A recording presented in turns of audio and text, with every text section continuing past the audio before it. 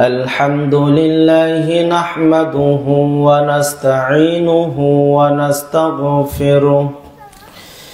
ونستغفره ونؤمن به ونتوكل عليه ونعوذ بالله من شرور أنفسنا ومن سيئات أعمالنا من يهده الله فلا مضل له ومن يضلله فلا هادي له وأشهد أن لا إله إلا الله وحده لا شريك له وأشهد أن سيدنا وسندنا وحبيبنا وطبيب أرواحنا والناس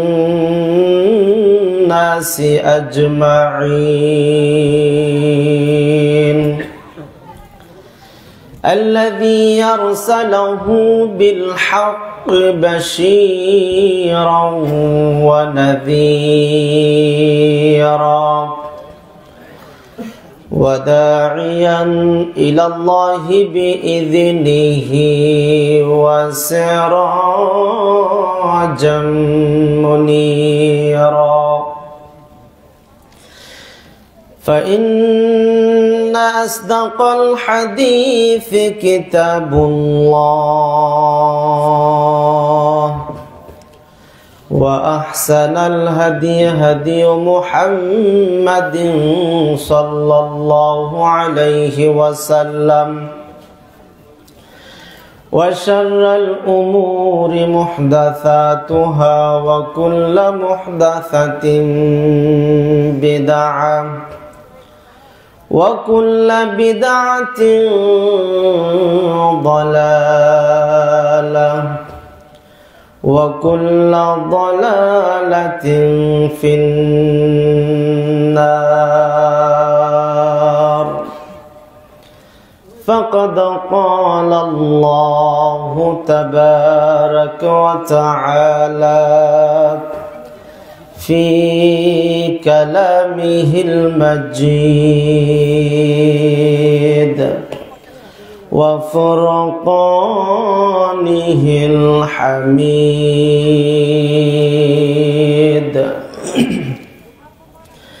أعوذ بالله من الشيطان الرجيم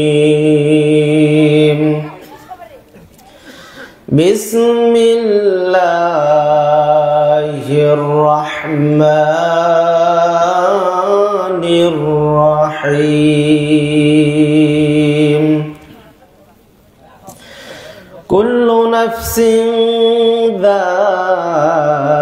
ذائقة الموت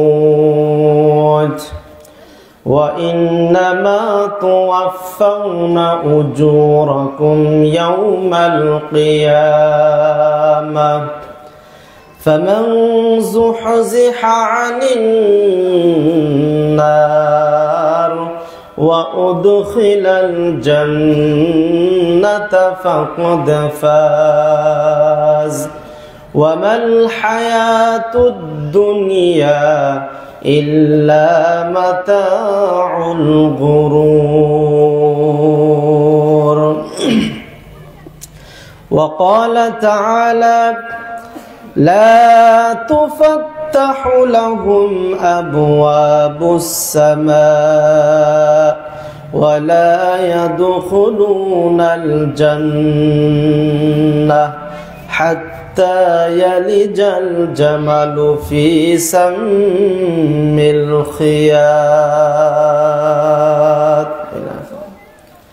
وقال تعالى وما لكم ألا تنفقوا في سبيل الله ولله ميراث السماوات والأرض. وقال النبي صلى الله عليه وسلم عن أبي هريرة رضي الله تعالى عنه قال قال رسول الله صلى الله عليه وسلم أكثروا ذكر هذه اللجات يعني الموت.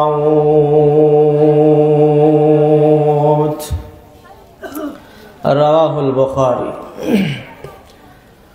أو كما قال عليه الصلاة والسلام. وعن عمر بن الخطاب رضي الله تعالى عنه قال لو أنكم كنتم توكلون على الله حق توكله لرزقتم كما يرزق الطير تغدو خماصا وتروح بطانا. رواه الترمذي.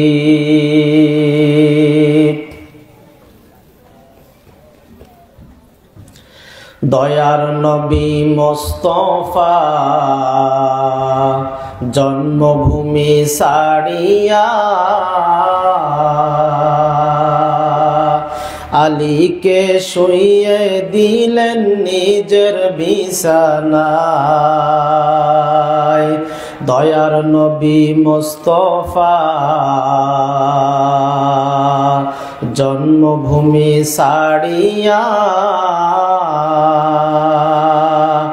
আলীকে শুইয়ে দিলেন নিজের বিছানায়। কাফেররা সব যুক্তি করে নবীজিকে মারব বলে। কথা বলেন ঠিক না বেঠিক? মক্কার কাফের মুশরিকরা আমাদের নবীকে মারতে চেয়েছিল কিনা? কাফেররা সব যুক্তি করে নবীজিকে মারব বলে। সারা রাত্রি চারিদিকে ছিল পাহারায় আলীকে শুইয়ে দিলেন নিজের বিছানায়। দয়ার নবী মুস্তাফা জন্মভূমি ছাড়িয়া আলীকে শুইয়ে দিলেন নিজের বিছানায়। তাই নবীজি গভীর রাতে আবু বকরকে নিয়ে সাথে লিল্লাহে তাকবীর। তাই নবীজি গভীর রাতে আবু বকরকে নিয়ে সাথে ইসমে আজম পড়ে নবী, ইসমে আজম পড়ে নবী সামনে দিকে যায়। আলীকে শুইয়ে দিলেন নিজের বিছানায়। দয়ার নবী মুস্তাফা জন্মভূমি ছাড়িয়া আলীকে শুইয়ে দিলেন নিজের বিছানায়। কাফেররা সব জানতে পারে নবীজি নাই আপন ঘরে। কাফেররা সব জানতে পারে নবীজি নাই আপন ঘরে।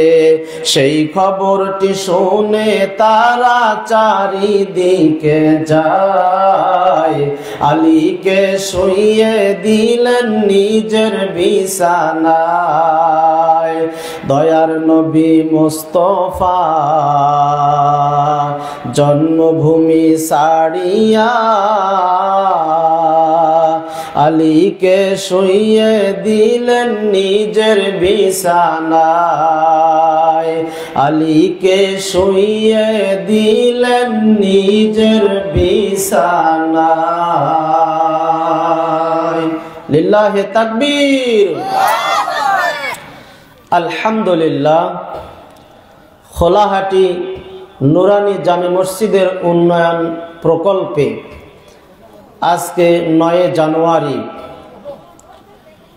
নুরানি জামে মসজিদ মাঠ প্রাঙ্গণে ঐতিহাসিক তাফসিরুল কোরআন মাহফিলের সম্মানিত সুযোগ্য সভাপতি জনাব মোহাম্মদ ওয়াহিদুল হক সরদার,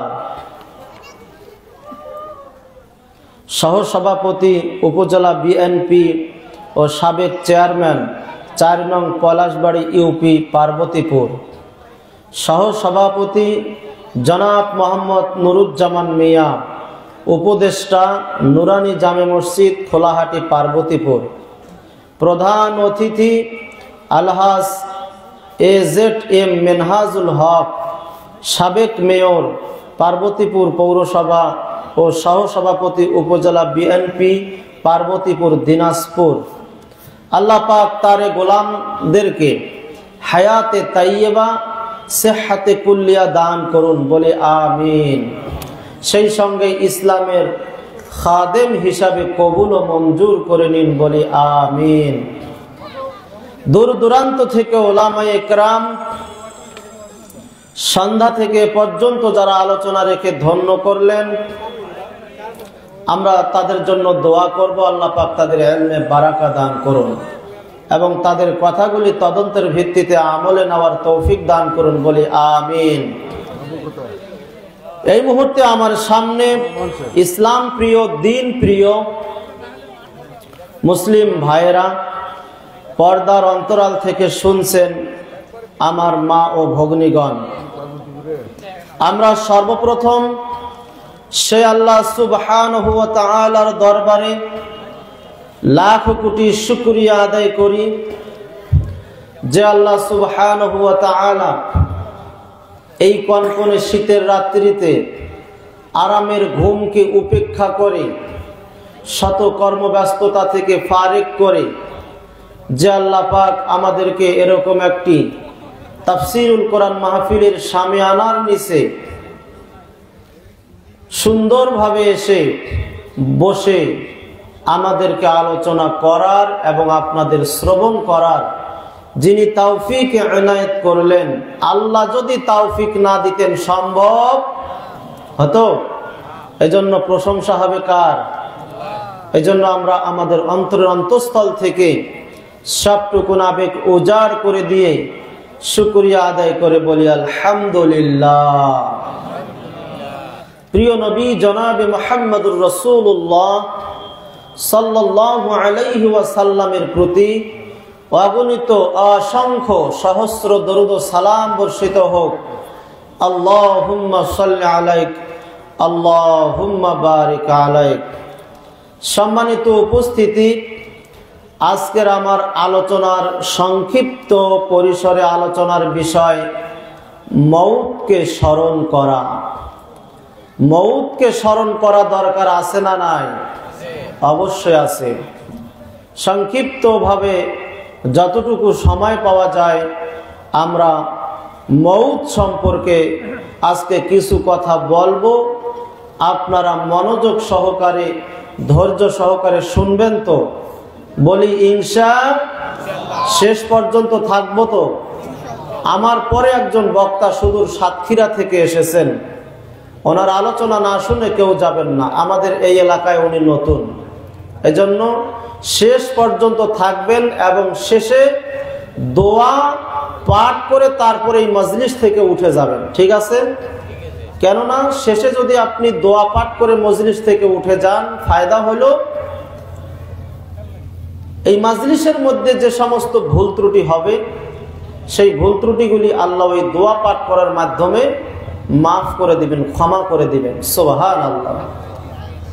আরেকটি বোনাস হিসাবে আরেকটি ফায়দা, সেটি হচ্ছে মাজলিসের মধ্যে যে ভুল ত্রুটিগুলি হবে সেগুলি শুধু ক্ষমা না, সেগুলি নেকি দ্বারা আল্লাহ পরিবর্তন করে দিবেন।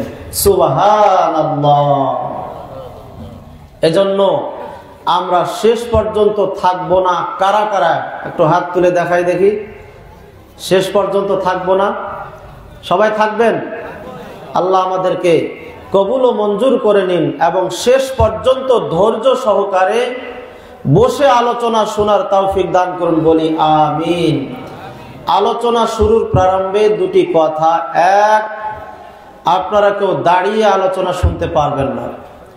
এখানে তো ওই যে শামিয়ানা চতুর্দিকে ঘেরা আছে, কিন্তু বাহিরে মনে হচ্ছে অনেক লোক দাঁড়িয়ে গল্প করতেছে, বোঝা যাচ্ছে। এখান থেকে মানুষ কথা বললে বোঝা যায় না, আমরা দেখতে পাচ্ছি না, কিন্তু মনে হচ্ছে স্টেজের ডান দিকে পূর্ব দিকে মনে হচ্ছে অনেক লোক দাঁড়িয়ে কথা বলতেছে। আসলে যিনি আলোচনা করেন সাইড থেকে যদি তাদের কথাবার্তা আলোচনা বা গল্প গুজব করেন আর সেই আওয়াজ যদি বক্তার কানে আসে, যিনি আলোচনা করবেন তার কানে আসলে সমস্যা হয়। হবে কি হবে না বলেন? আপনি মাস্টার শিক্ষক মানুষ, আপনি অঙ্ক করাচ্ছেন, ছাত্র বুঝাচ্ছেন, আপনাকে দিয়ে উদাহরণ দেই, কোনো ছাত্র যদি অমনোযোগী হয়, অন্য সাইডে অন্য দিকে তাকায়, অথবা দুইজন ছাত্র যদি কথাবার্তা বলে, যিনি টিচার যিনি শিক্ষক উনি কি ওখানে ওই অবস্থায় শিখাবেন?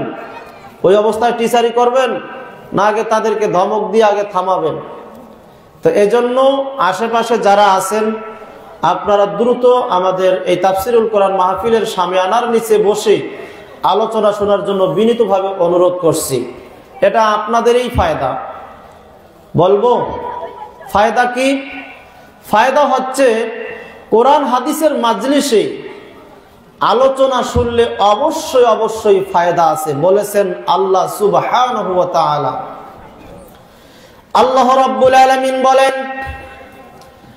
ওয়াযাক্কির ফাইন্নায-যিকরা তানফাউল মুমিনিন। আল্লাহ বলেন, হে নবী আপনি ওয়াজ নসিহত করুন, উপদেশ দিন। ওয়াজ নসিহত উপদেশ যারা মুমিন হবে তাদের উপকারে আসবে। বলেন সুবহানাল্লাহ। যারা মুমিন হবে তাদের ওয়াজ নসিহত উপকারে আসবে। আমাদের সমাজে অনেক লোক এখন বের হয়েছে, বলে কি যে ওয়াজ মাহফিল করে কি লাভ? বলে কি বলে না? বলে ওয়াজ মাহফিল করে কি লাভ? সারা রাত্রিতে প্রতিদিন প্রতি রাতে এত ওয়াজ মাহফিল হচ্ছে, কিন্তু কই মানুষ হেদায়েত হয়? এরকম কথা আছে না নাই? আমাদের সমাজে আছে। তো আমরা তাদের উত্তরে বলি যে প্রতি সপ্তাহে তো জুমার খুতবা হয়, মসজিদে খতিব সাহেবও প্রায় মসজিদে জুমাগুলিতে বলে থাকেন যে সম্মানিত মুসল্লিয়ান ইকরাম আপনারা একটু আগে ভাগে আসার চেষ্টা করবেন। একটু আগা ভাগা আসলে আপনারা একটু শুরু থেকে খুতবাটা শেষ পর্যন্ত শুনতে পারবেন, আমিও বলে শান্তি পাবো, আপনারাও কিছু শিখবেন। তাছাড়া যখন খতিব সাহেব খুতবা দেওয়ার জন্য মেম্বারে উঠেন তখন ফেরেশতারা তাদের দফতরখানা খাতা বন্ধ করে তারাও খুতবা শোনার জন্য প্রস্তুতি গ্রহণ করেন। আর খুতবা শুরু হওয়ার আগ পর্যন্ত যারা আসেন তাদের নাম হাজিরা খাতায় লিপিবদ্ধ করেন। সুবহানাল্লাহ। কিন্তু প্রায় খতিব সাহেব এই কথা, এই তাকিদ দেন মুসল্লিদেরকে যে একটু আগে আসেন, কিন্তু দেখা যায় ওই যেই আর সেই আপনার খুতবা শুরুর সময় এক কাতার অথবা দুই কাতার, সর্বোচ্চ বড় মসজিদ হলে 3 কাতার 4 কাতার হয়। কথা বলেন ঠিক না বেটি? কথা কি ভুল বলছি? তাহলে এখন ওনাদের কথা অনুযায়ী তাহলে কি জুমার খুতবা বন্ধ করে দেওয়া লাগবে? জুমার খুতবা কি বন্ধ করা যাবে? কারণ খুতবা দিয়ে তো মানুষ হেদায়েত হচ্ছে না। আজকে এখানে ওয়াজ মাহফিল হচ্ছে, এরপরে মনে করেন জুমার খুতবা হচ্ছে, তারপরেও দেখেন ফজরের সালাতে কয়জন লোক। কোন জায়গায় দেখেছি শুধু ওই যিনি আজান দিয়ে নামাজ পড়ে চলে যান। এই কিছুদিন আগে এক জায়গায় গিয়েছিলাম, যিনি আজান দিয়েছেন উনি, আমরা দুইজন বক্তা ছিলাম, আমরা দুইজন বক্তা, উনি সহ 3 জন। অথচ আগের রাতে মাহফিল হলো অনেক লোক। তাহলে চিন্তা করুন, তাহলে জুমার খুতবা কি বন্ধ করা যাবে? জুমার খুতবার গতিতেই চলবে। আপনি মুমিন না হলে জুমার খুতবা আপনার উপকারে আসবে না।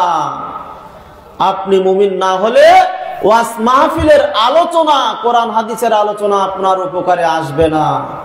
কেননা আল্লাহ রাব্বুল আলামিন বলছেন, যারা মুমিন হবে, যারা মুসলিম হবে, তাদের সামনে কোরআনের কথা বললে তাদের ঈমান বৃদ্ধি পেতে থাকবে। তার ঈমান যদি সামান্য পরিমাণও থেকে থাকে, তাহলে ওই পর্যায় থেকে কোরআন হাদিসের আলোচনা শোনার কারণে ব্যাটারি যেমন চার্জ হয়, মোবাইল যেমন চার্জ হলে মোবাইল যেমন চলে, ওই সামান্য পরিমাণ ঈমানও যদি আপনার থাকে, কোরআনের আলোচনা শোনার কারণে আপনার ঈমান চার্জ হতে হতে আপনার ঈমান বৃদ্ধি পেতেই থাকবে। বলেন সুবহানাল্লাহ। আল্লাহ রাব্বুল আলামিন সূরা আনফালের মধ্যে বলেন, ইন্নামাল মুমিনুনা আল্লাযীনা ইযা যুকিরাল্লাহু ওয়াজিলাত কুলুবুহুম ওয়া ইযা তুলিয়াত আলাইহিম আয়াতুহু زادتهم إيمانا وعلى ربهم يتوكلون।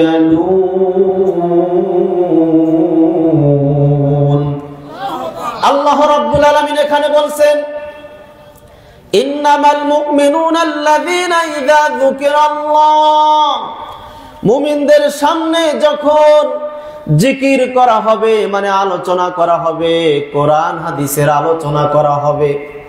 জিকির, এখানে জিকির দ্বারা উদ্দেশ্য হলো কোরআন, জিকির হাদিসকেও বলা হয়েছে, কেননা কোরআন হাদিস দুইটাই আল্লাহর পক্ষ থেকে এসেছে। আল্লাহ বলেন, মা ইয়ানতিকু আনিল হাওয়া ইন হুয়া ইল্লা ওয়াহয়ুন ইউহা। আল্লাহ বলেন, আমার নবী অতক্ষণ পর্যন্ত কোনো কথা বলে না যতক্ষণ পর্যন্ত আল্লাহর পক্ষ থেকে ওহী নাজিল না হয়, ততক্ষণ পর্যন্ত আল্লাহর নবী কোনো কথা বলতেন না। তাহলে বিশ্বনবী, দয়ার নবী, বিশ্বনবী মুহাম্মদুর রাসূলুল্লাহ সাল্লাল্লাহু আলাইহি ওয়াসাল্লাম তার মুখ দিয়ে যেই কথা বের করেন সেই কথা আল্লাহর পক্ষ থেকে নাজিলকৃত কথা। তাহলে কোরআন হাদিস দুইটাই আল্লাহর পক্ষ থেকে এসেছে, তবে কোরআনের ভাব এবং ভাষা দুইটাই আল্লাহর পক্ষ থেকে।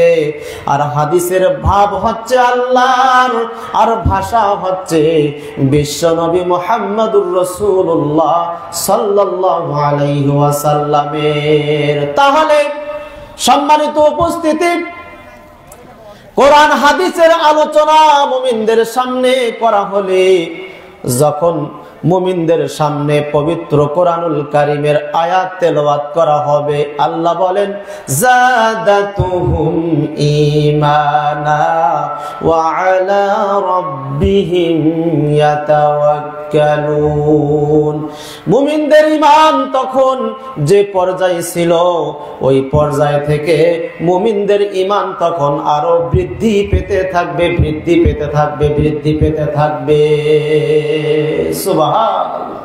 তবে মুমিন হওয়া লাগবে। কি হওয়া লাগবে?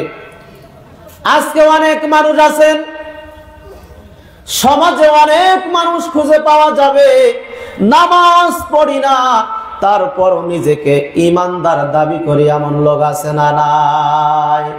বলে, আমি জন্মগত মুসলিম, আমার বাবা মুসলিম, আমার দাদা মুসলিম, আমি মুসলমানের ঘরের সন্তান, এই জন্য আমি নামাজ না পড়লেও, রোজা না রাখলেও আমি মুসলমান। এমন মুমিন আছে না নাই? অথচ ইবাদতের স্তম্ভগুলির মধ্যে প্রধান স্তম্ভ হলো সালাত। সালাত না পড়া অনেক লোক আছে, সেদিকে আমি যাচ্ছি না। মুমিন হতে হবে, তবে ওয়াজ মাহফিলের আলোচনা আপনার উপকারে আসবে। ঈমান না থাকলে কোনো কাজ হবে না। আপনার ছেলে বিদেশে গেছে, লক্ষ লক্ষ টাকা ইনকাম করে আপনাকে পাঠাবে বলে ব্যাংকে গেছে, ব্যাংকের ম্যানেজার বলছে অ্যাকাউন্ট নাম্বার দেন, কিন্তু অ্যাকাউন্ট খোলা হয় নাই, টাকা আসবে? অ্যাকাউন্ট না থাকলে টাকা আসবে? সম্মানিত উপস্থিতি, ঈমান হচ্ছে অ্যাকাউন্টের মতো। ঈমান যদি না থাকে, আপনি সমাজে যত ভালো কাজই করুন না কেন, ওই ভালো কাজের নেকি আপনার আমলনামায় যোগ হবে না। ব্যাংকে অ্যাকাউন্ট না থাকলে যেমন অ্যাকাউন্টে টাকা যোগ হবে না, ঈমান না থাকলে সমাজে আপনি নেকির কাজ যতই করুন, আপনার নেকি আপনার আমলনামায় যোগ হবে না, হবে না, হবে না। কথা কি বোঝা যায়? তাহলে ঈমান থাকতে হবে, মুমিন হতে হবে। আল্লাহ রাব্বুল আলামিন এবার বলছেন, ফাযাক্কির ইন্নামা আনতা মুযাক্কির লাস্তা আলাইহিম বিমুসাইতির। হে নবী, আপনি উপদেশ দিন, আপনি উপদেশ দাতা, তবে আপনি দারোগা নন, মানুষকে জোরপূর্বক হেদায়েত করবেন এই দায়িত্ব আমি তোমাকে দেই না। এই দায়িত্ব কি নবী রাসূলদের ছিল না? তাই কোন আলেম ওলামার এটা দায়িত্ব না, কোন বক্তা এটা ঠিকাদারি নেয় নাই যে মাহফিলে এসে সব মানুষকে হেদায়েত করতে হবে, এই ঠিকাদারি কোন বক্তা নেয় নাই, কেননা নবী রাসূল নেয় নাই। আর আলেম ওলামারা হচ্ছে নবী রাসূলদের ওয়ারিস। কোরআন হাদিসে যা আছে আলেম ওলামারা তাই বলবে, এখানে বাড়তি কিছু বলার সুযোগ ইসলামে নাই। কোরআন হাদিসের কথা যে ব্যক্তি বাড়িয়ে বলবে, সেই ব্যক্তির থাকার জায়গা হচ্ছে জাহান্নাম। বলেছেন বিশ্বনবী মুহাম্মদুর রাসূলুল্লাহ সাল্লাল্লাহু আলাইহি ওয়াসাল্লাম, মান কাযাবা আলাইয়া মুতাআম্মিদান ফালইয়াতাবাওয়াউ মাকাদাহু মিনান নার।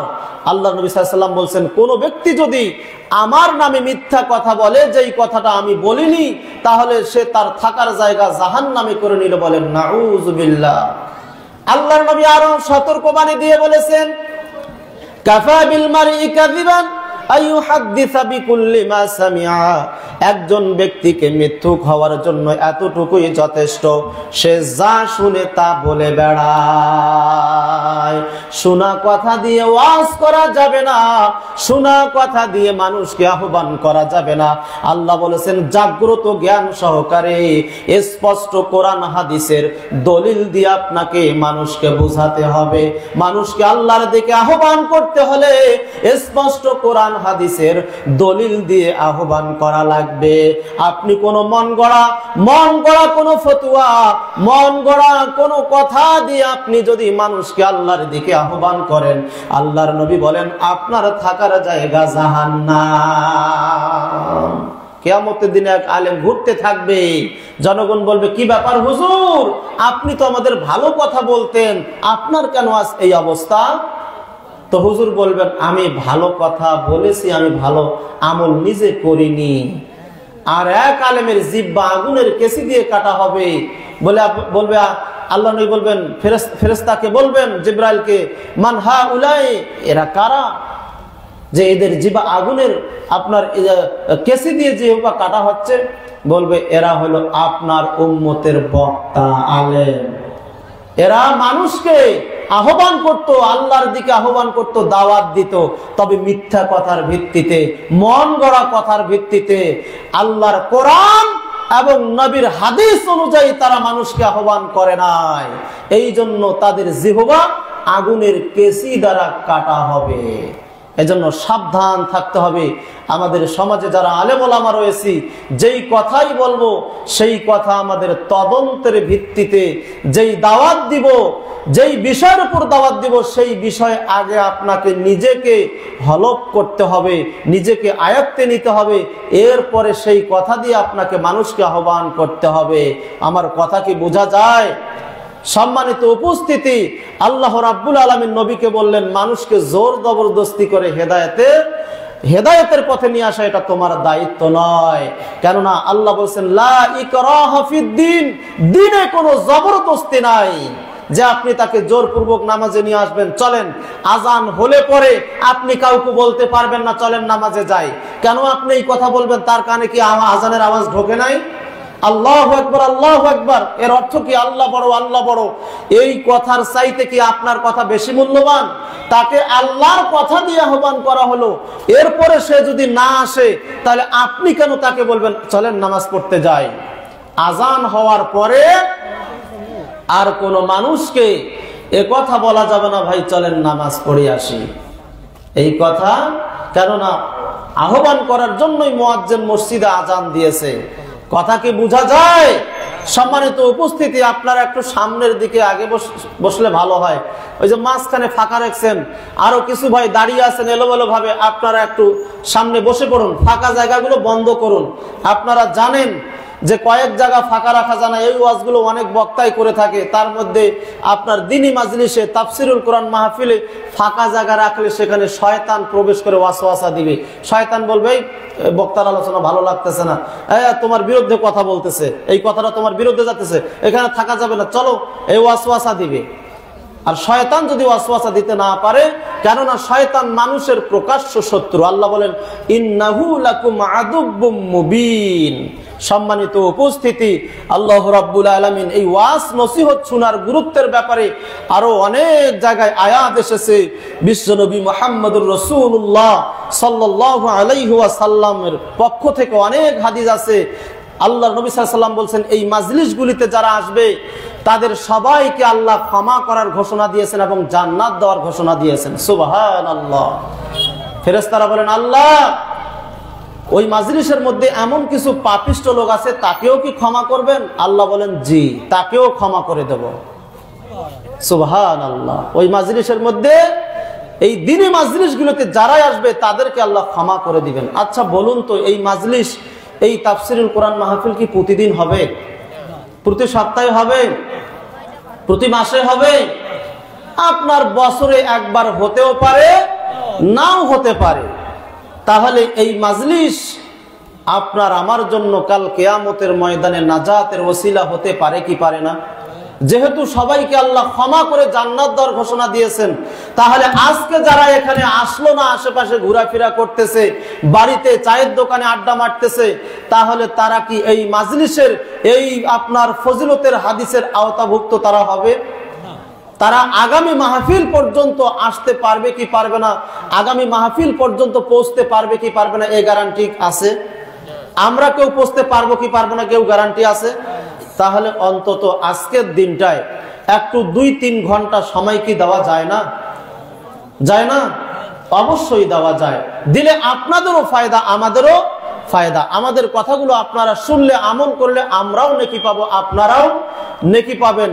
তাহলে আসুন আমরা শেষ পর্যন্ত ধৈর্য সহকারে শুনবো। তো আমরা সংক্ষিপ্ত আকারে এই যে মাজলিসের গুরুত্ব, আপনার ওয়াজ মাহফিলের গুরুত্ব সম্পর্কে বললাম। বিস্তারিত বলতে গেলে অনেক সময় দরকার আছে। যেহেতু আমি আজকের বিষয় নিয়েছি, কি বলেন তো, মনে আছে? কি বিষয় নিয়েছিলাম মনে আছে? মাউত। ভুলে গেছি আমরা। যেই মাউতের কথা আমাদের বেশি বেশি করে স্মরণ করা লাগবে, সেই মাউতকে আমরা ভুলে গেছি। আমরা আজকে ঘুমাচ্ছি, ঘুমালে হবে? ঘুমালে হবে না। রাতেও কেউ ঘুমায়, দিনেও ঘুমায়, শুধু ঘুমায় আর ঘুমায়। এমন কিছু লোক আছে যেখানে যায় সেখানে ঘুমায়। এরা মসজিদে খুতবা শুনতে আসলেও ঘুমায়, ওয়াজ মাহফিলেও ঘুমায়। এমন লোক আছে না নাই? ও মন ঘুমায় না রে, না নাম জপ মাওলার, একদিন ঘুমাইবারে মন কবরের মাঝে, ও মন ঘুমায় না রে। লিল্লাহে তাকবীর। ঘুম ঘুম করে রে মন ঘুমাবার লাগিয়া, একদিন ঘুমাইবারে মন জিন্দিগির লাগিয়া ও মন ঘুমায় না রে একদিন ঘুমাইবারে মন কবরের মাঝে ও মন ঘুমায় না রে নমরুদ ফেরাউন সাদা দেখে বাদশা ছিল এই পৃথিবীর বুকে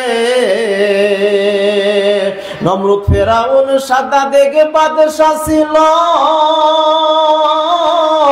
এই দুনিয়ার বুকে এক এক করে চইলা গেল জাহান্নামের দরবারে ও মন ঘুমায় না রে ও মন ঘুমায় না রে নাম জপ মাওলার একদিন ঘুমাইবারে মন জিন্দিগির লাগিয়া ও মন ঘুমায় না রে একদিন ঘুমাইবারে মন কবরের মাঝে ও মন ঘুমায় না রে আল্লাহর যত নবী ছিলেন এই দুনিয়ার বুকে আল্লাহর যত রাসূল ছিলেন এই পৃথিবীর বুকে এক এক করে চইলা গেলেন আল্লাহর দরবারে ও মন ঘুমায় না রে ও মন ঘুমায় না রে নাম জপ মাওলার একদিন ঘুমাইবারে মন জিন্দিগির লাগিয়া ও মন ঘুমায় না রে একদিন ঘুমাইবারে মন কবরের মাঝে ও মন ঘুমায় না রে লিল্লাহে তাকবীর তাই ঘুমা যাবে না বেশি ঘুমাতে হবে কিছু সময় ইবাদত করতে হবে এবং মৌতের কথা বেশি বেশি স্মরণ করা লাগবে কথা কি বোঝা যায় মৌতের কথা স্মরণ করতে হবে এই কারণে যে আমরা এই দুনিয়াতে কেউ থাকবো আজকে থেকে 200 বছর আগে যারা এসেছিল 100 বছর আগে যারা এসেছিল তারা কি দুনিয়াতে আছে আজকে থেকে আমরা 70 80 100 বছর পরে কেউ থাকবো এই যে ছোট বাচ্চা 100 বছর পরে সে থাকবে চলে যাবে তাহলে আসুন আমরা আগে মৌত সম্পর্কে জানি মৌত কাকে বলা হয় এই যে দুনিয়া থেকে যে চলে যেতে হবে এক জায়গা থেকে আরেক জায়গায় যে আমাদের স্থানান্তরিত হয়ে চলে যাব এটাকেই বলা হয় কি মৌত প্রত্যেক প্রাণীকে মৃত্যুর স্বাদ গ্রহণ করতে হবে বলেছেন আল্লাহ সুবহানাহু ওয়া তাআলা আল্লাহ রাব্বুল আলামিন বলেন কুল্লু নাফসিন যায়িকাতুল মাউত কুল্লু নাফসিন যায়িকাতুল মাউত সুম্মা ইলাইনা তুরজাউন আল্লাহ বলেন প্রত্যেক প্রাণীকে মৃত্যুর স্বাদ গ্রহণ করতে হবে এবং মৃত্যুবরণ করার পরে প্রত্যেককে আমাদের আল্লাহর দরবারে যেতে হবে রেল স্টেশনে গেছেন পার্বতীপুরে এবার ট্রেন অনেক লেট খুব ভালো জায়গায় প্রথম শ্রেণীর বিশ্রামাগারে আপনি আছেন এবার কেউ এসে জিজ্ঞেস করলো আপনাকে যে কই যাবেন ভাই আপনি বলছেন না যাব না অনেক ভালো জায়গা পেয়েছি এখানে একটু ঘুমাই আরাম করি কিন্তু উনি বলতেছে ভাই কই যাবেন কেননা ইনি জানে যে এটা থাকার জায়গা নয় হয়তো ইনি এখানে আছেন কিছু সময় ট্রেনের অপেক্ষায় ট্রেন আসবে এরপরে ইনি এখান থেকে ট্রেন ধরে চলে যাবেন কথা বলেন ঠিক না বেঠিক এই দুনিয়াতে আমরা এই প্ল্যাটফর্মে এসে অবস্থান করতেছি অপেক্ষা করতেছি শুধু মৃত্যু নামক রেলগাড়ি এই মৃত্যু নামক রেলগাড়ি আসলেই সেই রেলগাড়িতে আমরা কবরে চলে যাব কথা বলেন ঠিক না বেঠিক না জোর করে থাকবেন জোর করে কেউ থাকতে পারবে কেউ থাকতে পারবে না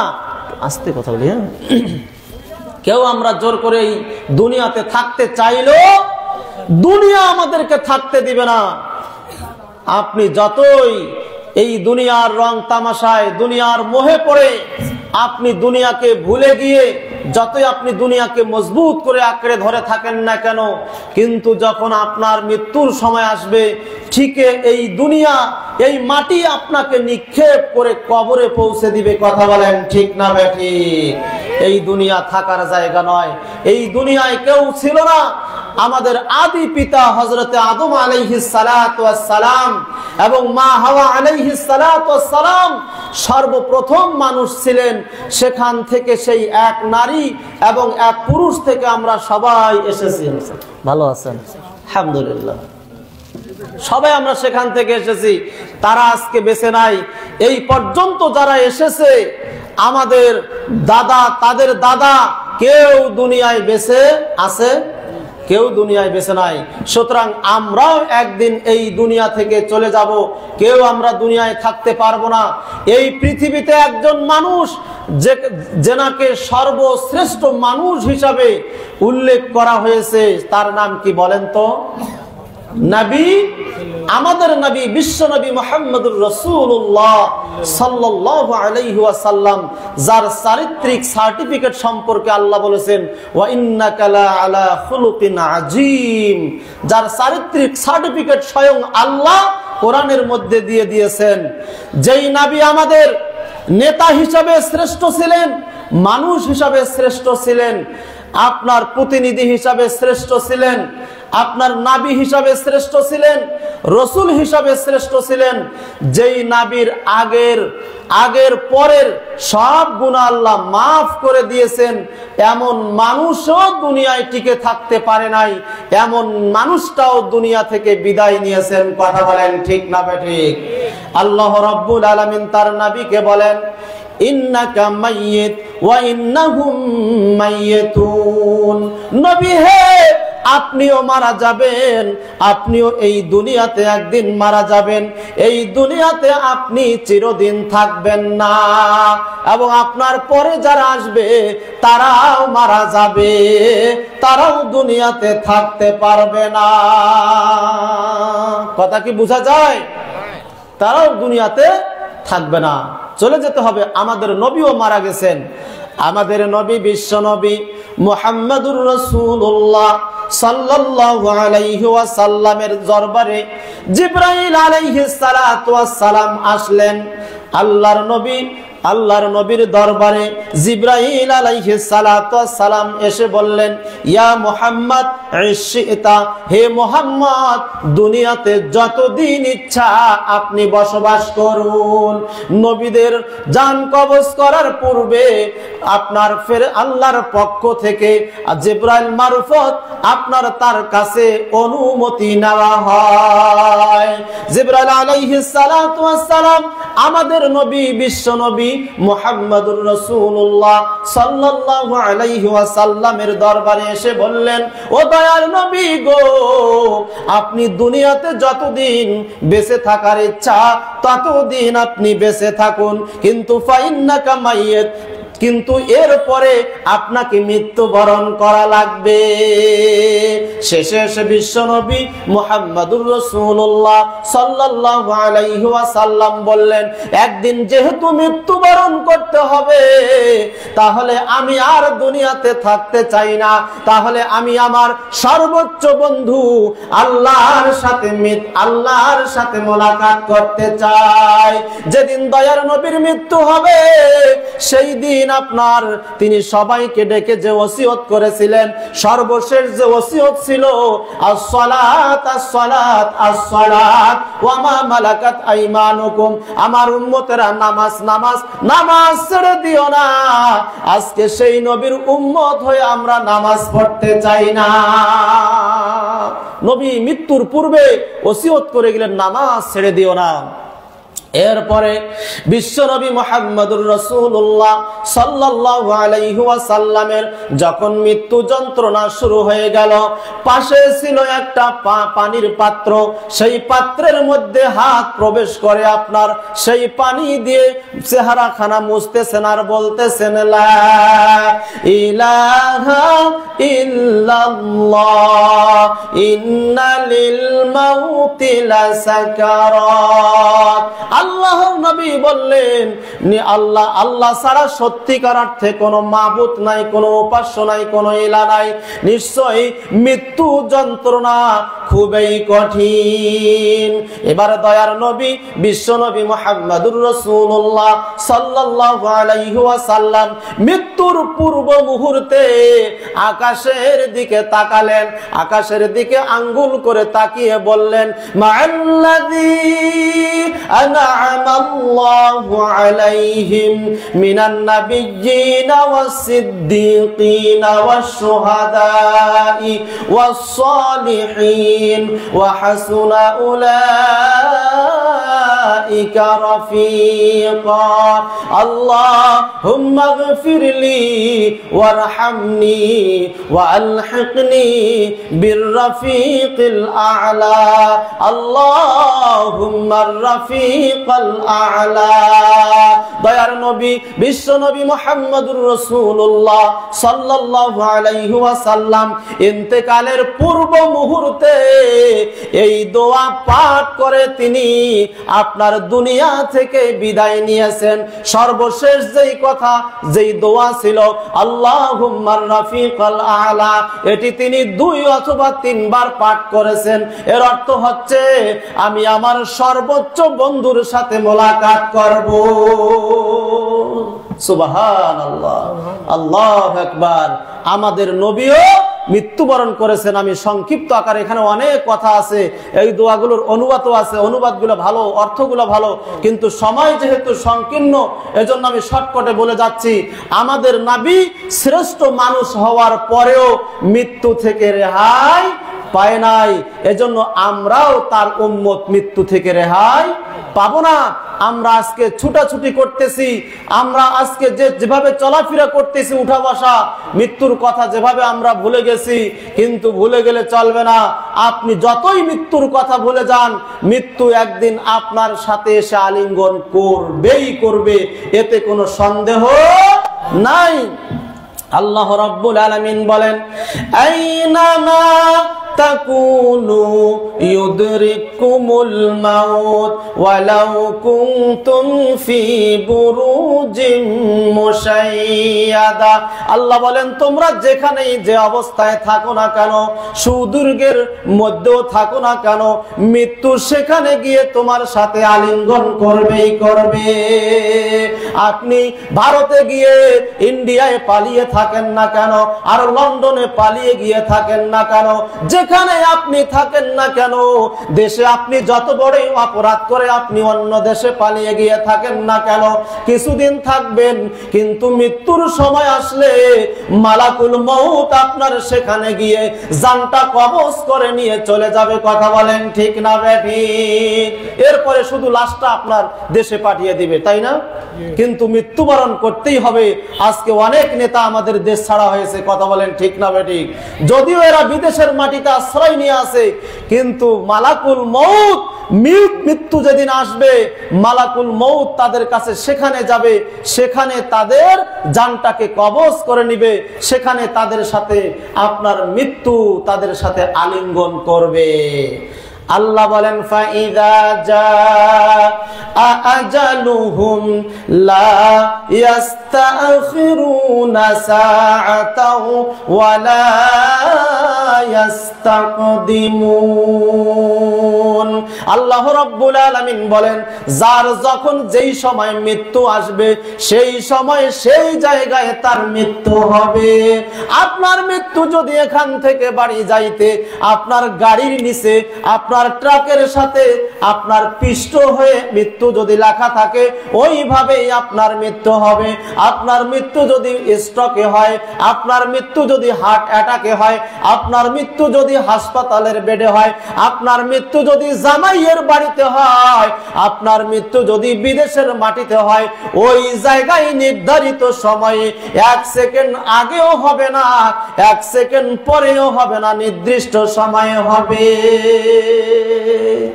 কথা কি বোঝা যায়? এই জন্য মৃত্যু থেকে কেউ পলায়ন করতে পারবেন না। সুতরাং তাহলে আমাদের কাজ কি? আমাদের করণীয় আছে না নাই?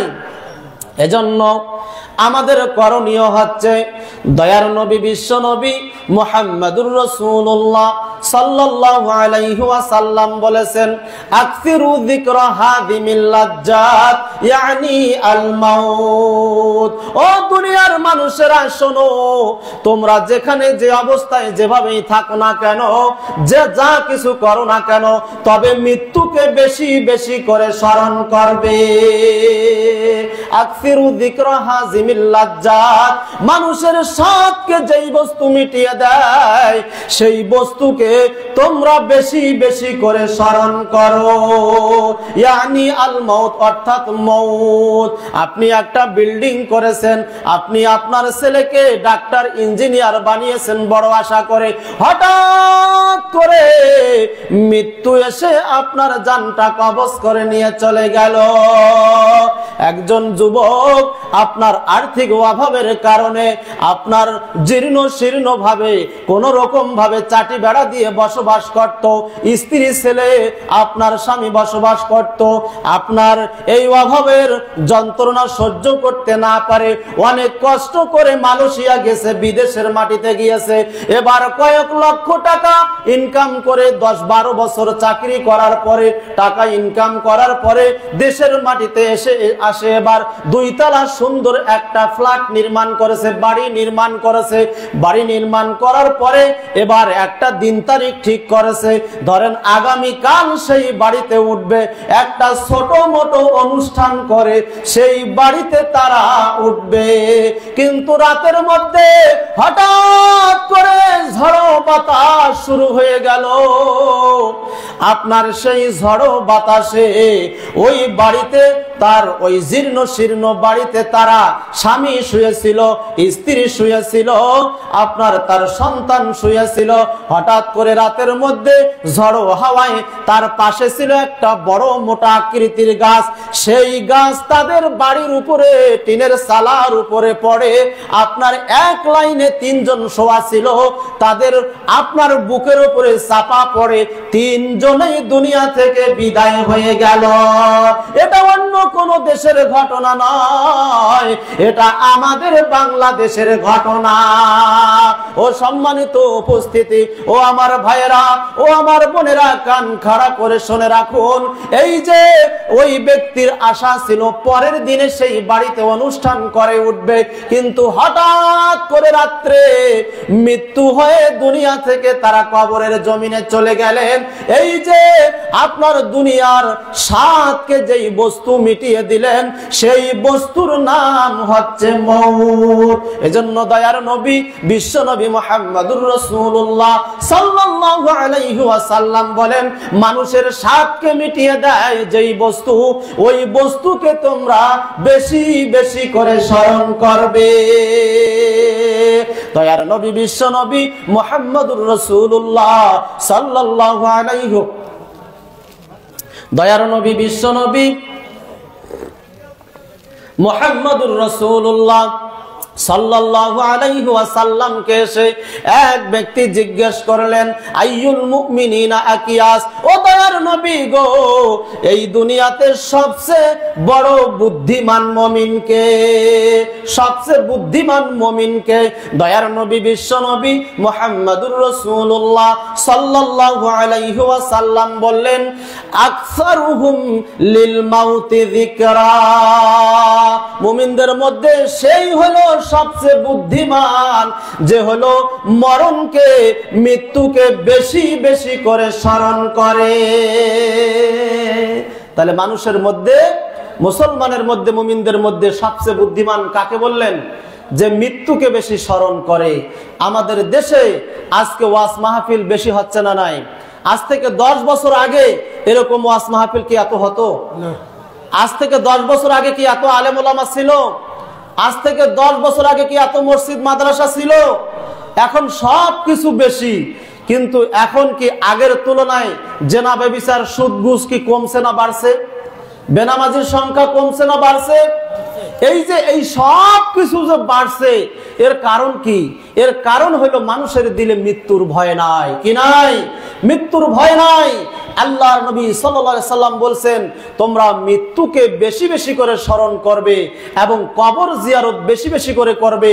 দয়ার নবী বলেছেন, আমি আগে কবর জিয়ারত করতে নিষেধ করেছিলাম, কিন্তু এখন নিষেধ করি না, এই কারণে যে কবর জিয়ারত যত বেশি করবে মৃত্যুর কথা তত বেশি স্মরণ হবে। মৃত্যুর কথা যখন আপনার স্মরণ হবে, তখন কোদালটা নিয়ে যখন আপনি আল পাড়তে যাবেন, অপরের জমি ছোট করে নিজেরটা আর বাড়াইতে পারবেন না। আল্লাহর ভয় যদি না থাকে, মৃত্যুর ভয় না থাকে, কবরের আযাবের ভয় যদি আপনার না থাকে, তাহলে ওই আপনি মানুষের জমি ছোট করে নিজের আইলটা বাড়াবেন, মানুষকে অকথ্য ভাষায় গালিগালাজ করবেন। আর যদি আপনার মৃত্যুর ভয় থাকে না, এই জবান দিয়ে যেই কথাই বলবো আল্লাহর ফেরেশতারা লিপিবদ্ধ করে রাখতেছে, এই ভয় যদি আপনি করেন আমাকে একদিন মৃত্যুবরণ করতে হবে। ধরেন এখন আমার বয়স 40 বছর, হয়তোবা আর 10, 15, 20 বা আরো 40 বছর থাকলাম, কিন্তু থাকার পরও আমাকে মৃত্যুবরণ করতে হবে। এরপরে কবরে শাস্তি আছে না নাই? এজন্য মৃত্যুর জন্য সব সময় সদা সর্বদা প্রস্তুত থাকতে হবে, যেহেতু মৌতের কোনো গ্যারান্টি নাই। সব কিছুর গ্যারান্টি থাকলে মৌতের গ্যারান্টি নাই। 5টা জিনিসের কথা কেউ বলতে পারবে না, বিয়া শাদী, এরপরে আপনার রিজিক, এরপরে কোথায় আপনার মৃত্যু হবে, এই কথাগুলি মানুষ কেউ বলতে পারবে না। এবং মায়ের গর্ভে ছেলে না মেয়ে আপনার এটা কেউ বলতে পারবে না। যদিও এখন ডাক্তাররা বলতেছে সেটা হলো আপনার কিছু আকৃতি আসার পরে, কিন্তু আগে বলতে পারবে না যে ওই মহিলার বিবাহ হলো এরপরে ছেলে হবে না মেয়ে হবে, এটা কিন্তু সে বলতে পারবে। কিন্তু আমার আল্লাহ সব জানে। সম্মানিত উপস্থিতি, আজকে আমাদের সমাজে যত অপকর্ম অন্যায় হচ্ছে, এই সব হওয়ার মূল কারণ হলো তাদের ভেতরে আপনার মৌতের ভয় নাই। মৌতের ভয় যদি আমাদের দিলে থাকে, তাহলে আমরা ঠিকই 5 ওয়াক্ত সালাত আদায় করব। আমরা এই দুনিয়ার বুকে সঠিকভাবে চলাফেরা করার চেষ্টা করব। কথা বলেন ঠিক না বেঠিক? আলোচনা কি বোঝা যায়? কথা কি চলবে? বিশেষ করে আজকে আমরা কবরের কথা ভুলে গেছি, অথচ দয়ার নবী বিশ্বনবী মুহাম্মদুর রাসূলুল্লাহ সাল্লাল্লাহু আলাইহি ওয়াসাল্লাম যখন কবরে কাউকে দাফন করতে যাইতেন, তখন এমন ভাবে চুপচাপ বসে থাকতেন। বারা ইবনে আযিব থেকে একটা অনেক লম্বা হাদিস এসেছে, এই হাদিসগুলো আজকে বলার ইচ্ছা ছিল, কিন্তু সময় স্বল্পতার কারণে বলতে পারলাম না। দয়ার নবী বিশ্বনবী মুহাম্মদুর রাসূলুল্লাহ সাল্লাল্লাহু আলাইহি ওয়াসাল্লাম একজনের দাফন কাফন সারার জন্য, জানাজার সালাত আদায় করে মাটি দেওয়ার জন্য গোরস্থানে গিয়েছেন। সেখানে দয়ার নবী এমন ভাবে চুপ করে বসে আছেন, এরপরে তিনি একটা আপনার কাঠি দিয়ে দাগ আটতেছেন জমিনের মধ্যে। এবার বলতেছেন, সাহাবীদেরকে বলতেছেন, ও আমার সাহাবীরা শোনো, কবরের আযাব আছে, কবরের আযাব থেকে তোমরা পরিত্রাণ চাও, কবরের আযাব থেকে পরিত্রাণ চাও। এরপরে তিনি ভালো মৌতের কিছু কথা বললেন। আরেক হাদিসে এসেছে খারাপ মৌতের কথা বললেন। সংক্ষেপে বলি, যারা দুনিয়াতে ভালোভাবে চলাফেরা করবে, ঈমান নিয়ে থাকবে, নিজের পরহেজগারিতা নিয়ে থাকবে, ঈমানদার হিসাবে দুনিয়াতে চলাফেরা করবে, মুমিন হিসাবে দুনিয়াতে চলাফেরা করবে, এই মুমিনের মৌতটা এমন ভাবে হবে, আপনার এই যে কাপে পানি আছে, গ্লাসে পানি আছে, আস্তে করে এইভাবে আপনার ঢেলে দিলে পানিটা যেমন আস্তে করে পড়ে যায়, মুমিনের জানটা ঠিক তদ্রূপ ভাবে আপনার বের হয়ে যাবে। বলেন সুবহানাল্লাহ। আর আপনার খারাপ আত্মা, খারাপ মানুষের, যে ব্যক্তি দুনিয়াতে জেনা ব্যভিচার নামাজ পড়ে নাই, যেই ব্যক্তি দুনিয়াতে আল্লাহর বিধান মোতাবেক চলাফেরা করে নাই, কোরআন হাদিস মোতাবেক দুনিয়াতে চলাফেরা করে নাই, সেই ব্যক্তির কাছে মালাকুল মউত যখন আসবে, তার কপালের মধ্যে হাত দিবেন, আর একদল ফেরেশতা তার চোখের ইশারা যতদূর দৃষ্টি যতদূর যায় তত দূরে তারা বসে থাকবে। এরপরে মালাকুল মউত বলবে, ইয়া আইয়াতুহান নাফসুল খাবাইস, হে খারাপ আত্মা বের হয়ে আসো, তোমার সময় শেষ, বের হয়ে আসো। খারাপ আত্মা তার দেহ থেকে বের হতে চাবে না, কেননা খারাপ মানুষ সে এই দুনিয়াতে চিরজীবন থাকতে চায়। তার চলাফেরা, উঠা বসা, কাজকর্ম দেখে বোঝা যায় যে এ মরতে চায় না। খারাপ আত্মা বের হতে চাবে না।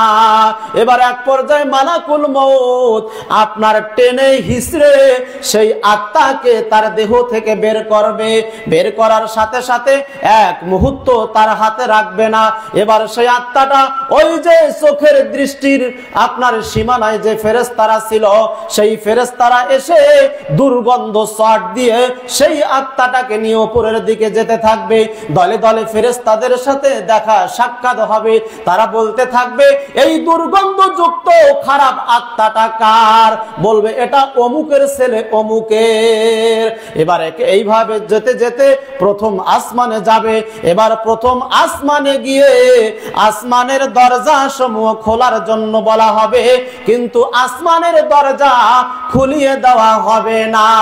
এই কথা বলার পরে দয়ার নবী, বিশ্ব নবী মুহাম্মদুর রাসূলুল্লাহ সাল্লাল্লাহু আলাইহি ওয়াসাল্লাম এই আয়াতটি পাঠ করলেন, লা তুফাত্তাহু লাহুম আবওয়াবুস সামাই ওয়ালা ইয়াদখুলুনাল জান্নাহ হাত্তা ইয়ালিজাল জামালু ফি সাম্মিল খিয়াত। আল্লাহ রাব্বুল আলামিনের নবী এই আয়াতটি ওই সময় পাঠ করলেন যে তাদের জন্য আসমানের দরজা খুলিয়ে দেওয়া হবে না। খারাপ আত্মার জন্য আসমানের দরজা খুলিয়ে দেওয়া হবে না, এবং এরা এই খারাপ আত্মা জান্নাতে যাওয়া এমন কঠিন, হাত্তা ইয়ালিজাল জামালু ফি সাম্মিল খিয়াত, যেমনি ভাবে অসম্ভব সুয়ের ছিদ্র দিয়ে আপনার উট প্রবেশ করা যেমন অসম্ভব, ঠিক এই খারাপ আত্মারা, এই খারাপ মানুষেরা জান্নাতে যাওয়া তেমন অসম্ভব। আল্লাহ বলবেন, ওটাকে নিক্ষেপ করে দাও। এরপরে সেই আত্মাকে সেখান থেকে নিক্ষেপ করে দিবে। পুনরায় যেখানে তাকে দাফন করা হয়েছে কবরে, সেখানে তার দেহে আবার ওই আত্মা ফিট করে দেওয়া হবে। এরপরে দুইজন ফেরেশতা এসে তাকে বসাবে, প্রশ্ন করবে। আপনারা সবাই জানেন, প্রশ্ন করবে, উত্তর দিতে পারবে না। এইবার একজন ফেরেশতা আপনার হাতুড়ি নিয়ে আসবেন, এমন ভাবে পিটাতে থাকবে 70 গজ মাটি ভেদ করে জমিনের নিচে চলে যাবে। দয়ার নবী বললেন, ও আমার সাহাবীরা, কবরে আযাব আছে, শাস্তি আছে, এইজন্য কবরের আযাব থেকে তোমরা পরিত্রাণ চাও। সম্মানিত উপস্থিতি, অনেক কথা ছিল মউত সম্পর্কে। সর্বোপরি কথা হচ্ছে, মউতকে আমাদের ভুলে গেলে চলবে না। মউতকে আমাদের বেশি বেশি করে স্মরণ করা লাগবে। মরণ পাখি যেদিন এসে করবে ডাকা ডাকি, থেমে যাবে জীবন তোমার, বন্ধ হবে আখি। কথা বলেন, ঠিক না বেঠিক? মউত যেদিন আসে ডাকাডাকি করবে। মউতের সময় আসলে ওই সময় তওবা করলে তওবা কবুল হবে না। এই জন্য দুনিয়াতে থাকা অবস্থায় মউতের কথা স্মরণ করতে হবে, মৃত্যুর জন্য প্রস্তুতি গ্রহণ করতে হবে। আপন ঝুড়ি কর ভারী, সময় যে আর নাই, মরণ পাখি দিলের ডাক রবে না উপায়। খাসা ছেড়ে উড়াল দেবে, খাসা ছেড়ে উড়াল দেবে, কেমনে ধরে রাখি, থেমে যাবে জীবন তোমার, বন্ধ হবে আখি।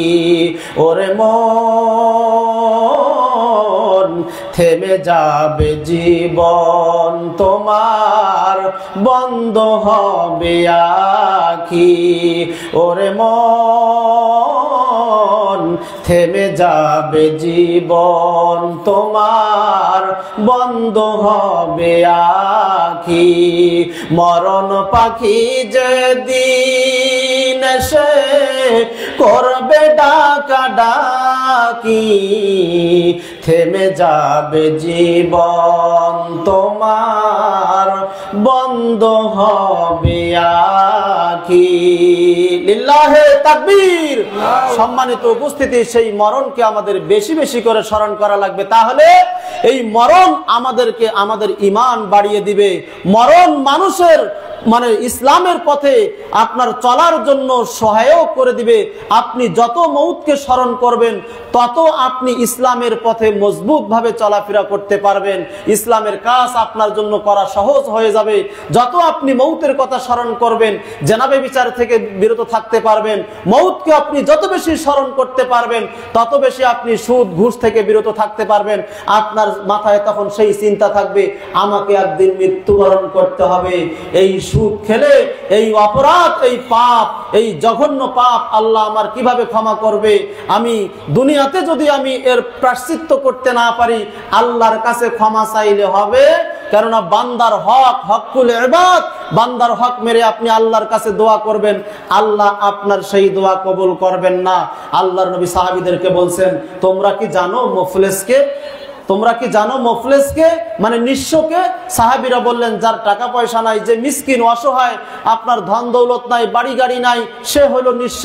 দয়ার নবী বললেন, না, নিঃস্ব হলো ওই ব্যক্তি যে ব্যক্তি দুনিয়াতে পাহাড় সমপরিমাণ সালাত, সিয়াম, হজ, যাকাত, অনেক দান খয়রাত করে নেকি কামাই করে এবার মারা গিয়ে আপনার কিয়ামতের ময়দানে গেল, কিন্তু ওই যে কাউকে একটা থাপ্পড় মেরেছিল, কাউকে কারো কাছ থেকে সুদের টাকা নিয়েছিল, এবার কারো জমি আইল ঠেলেছিল, এবার কাউকে অকথ্য ভাষায় গালিগালাজ করেছিল, এবার ওই দোকানে বাকি রেখেছিল, এবার আপনার অন্যায় করে চলেছিল। এই সব কিছুর বিনিময়ে সেদিন তো টাকা পয়সা লেনদেন হবে না, সেদিন আপনার এই ব্যক্তির নেকি দিয়ে সেগুলো পূরণ করা হবে।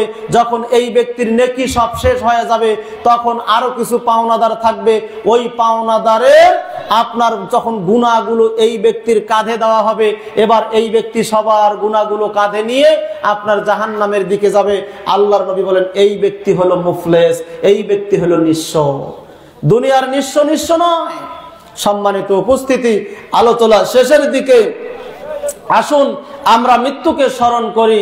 যে যত বেশি আমরা মৃত্যুকে স্মরণ করব, সে তত বেশি আমরা পাক্কা মজবুত ঈমানদার হতে পারবো। সম্মানিত উপস্থিতি, আমরা কি সংক্ষিপ্ত আকারে মৌত সম্পর্কে কি বুঝতে পারলাম? আমরা কি মৃত্যুর জন্য প্রস্তুত আছি? তাহলে একটু পরে আমরা বুঝতে পারবো মৃত্যুর জন্য যদি আমরা প্রস্তুত হয়ে থাকি।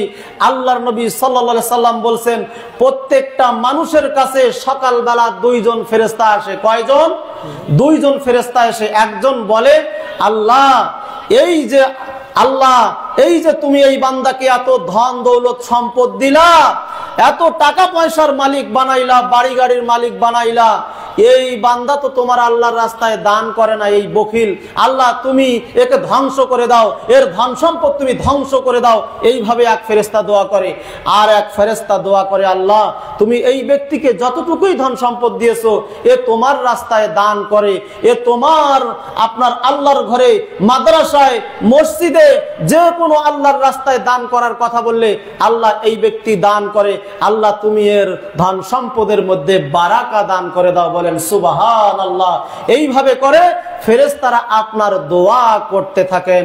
সম্মানিত উপস্থিতি, আপনারা জানেন যে আজকের এই মাহফিলটি একটি মসজিদের উন্নয়ন কল্পে।